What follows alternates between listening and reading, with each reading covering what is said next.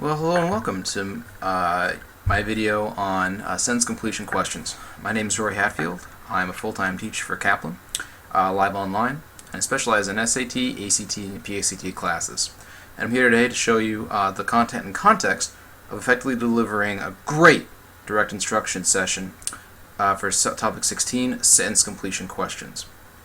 Now, as you see right there on the agenda, we're going to start with the idea of vocabulary on page 552. Again, being able to decipher tough vocabulary, part and parcel of success on sentence completion questions.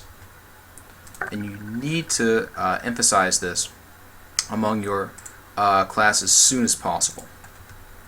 In addition to getting them to recognize roots, prefixes, and suffixes, which is a great way to do that is just ask for examples from your class. You'll get answers like pre and post and able.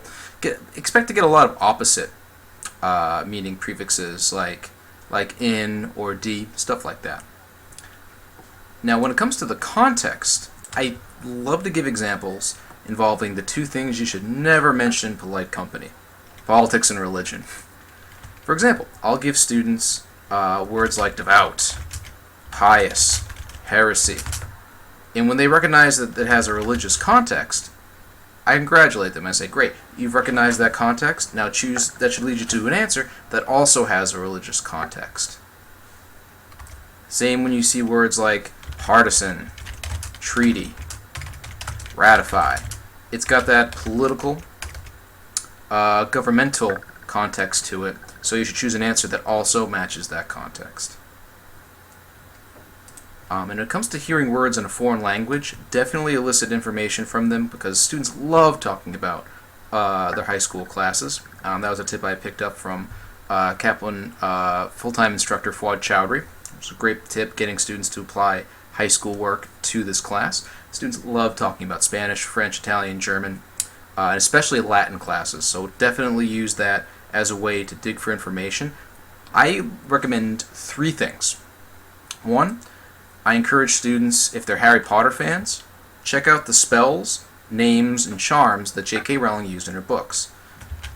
Not only is it really safe to assume that a lot of students are familiar with Harry Potter, but even those who don't are able to recognize the Latin roots and all the charms. Like, even if you haven't read any of these 7 books, you can determine that lumos means light, or stupefy means to stun somebody.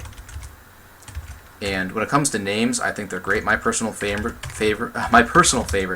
is Remus Lupin, and I think it's pretty clear that he was the wolf. But again, just by looking at Remus, idea of Romulus and Remus, and Lupin, lupine meaning wolf, for that root.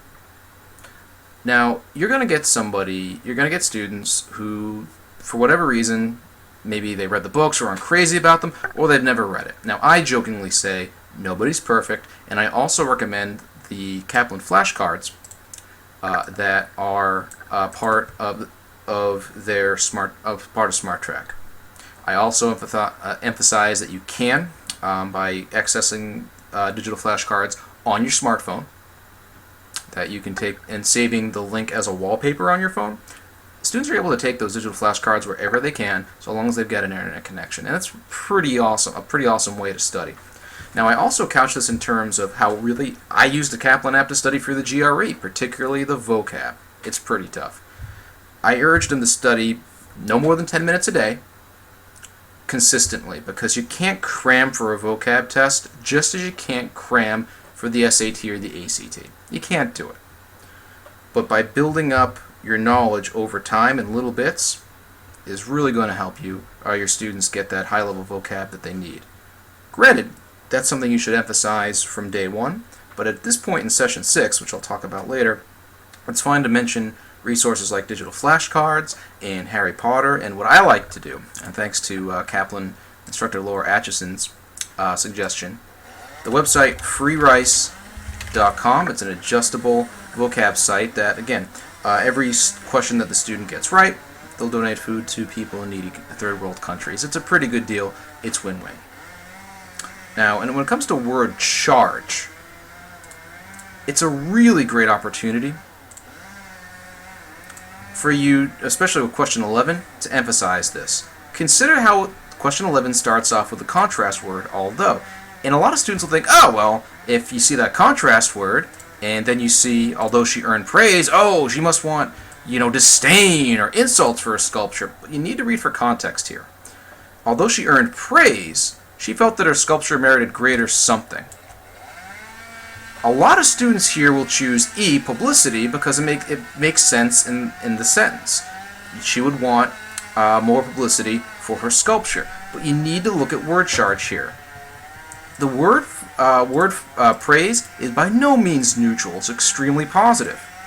So although she earned something good for her striking murals, she thinks her sculpture merited something even better.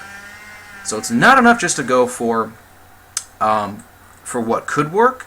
You gotta look at the word charge in the clues, and that's what should lead you to answer choice B, a claim. Again, be prepared for students to think it's publicity, but again, emphasize word charge here with question 11. It's a great opportunity and an awesome learning experience. And in terms of other practical uses for helping out students, check out number 9. It's no question that the semicolon and the phrase "as a psychologist" indicate definition question. Train your students with this repeatable technique. When you see a piece of punctuation in a sentence completion question that breaks up the text, just like the semicolon does, you know that the definition for the word you need follows. So you can lead students to immediately use that information in red as their prediction, which should lead them quickly to D. What I like about this method is not only does it emphasize that students don't need to pick a really complicated word when they predict answers, but it gives them a way to answer definition questions, which are more than half of all sentence completion questions. Gives them a very useful, very repeatable skill that they can use on any definition question. It's also pretty convenient that this way the prediction is spelled out right for them. It's a great skill to use also for detailed questions as well. Now when it comes to contrast questions, particularly I love teaching and showing this in question number 2. Particularly because it's not the easiest thing in the world to determine that these two blanks are supposed to be synonymous. Encourage students to look for clues before the blanks, and they should look at surprised and rarely. And when you combine those two keywords in red with the clues for normally he was decisive, that should lead students to think that indecision or indecisive should be their clues for question number 2. But notice the subtlety here.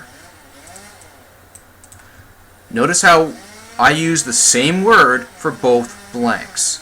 There's no style points on the ACT or the SAT, so make sure you train students not to come up with the fanciest word, just the fastest word.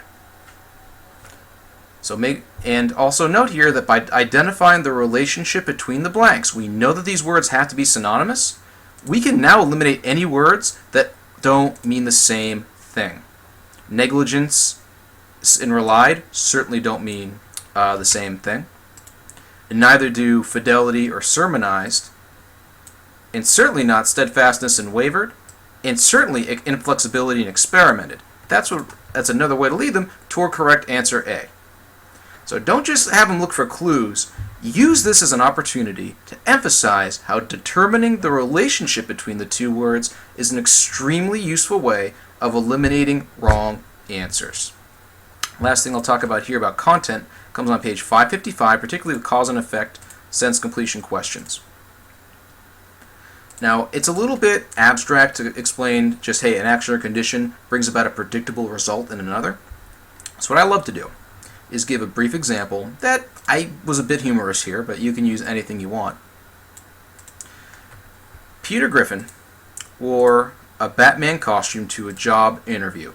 I explain that as the cause. I mean, Family Guy is a pretty recognizable, familiar TV show with high school students, and with the popularity of the Batman movie franchises, I think it's reasonable that students would know who those characters are. And since that's the cause, I mentioned that the effect, underlined in purple, is that he wasn't offered the position. Makes him chuckle, but it also realizes, oh, that cause led to that effect. And I purposely put a blank in between those two things, the cause and effect, to get students to volunteer their own keyword. You're going to have students say because of, or therefore, or consequently. It's a great way to introduce this material. Ask for their work, ask for their predictions for that blank, and when the big reveal comes, they're going to feel awesome because inevitably students identify at least one of those keywords as a group. It's awesome, and it's a great way to get them on board with and make a concept clear.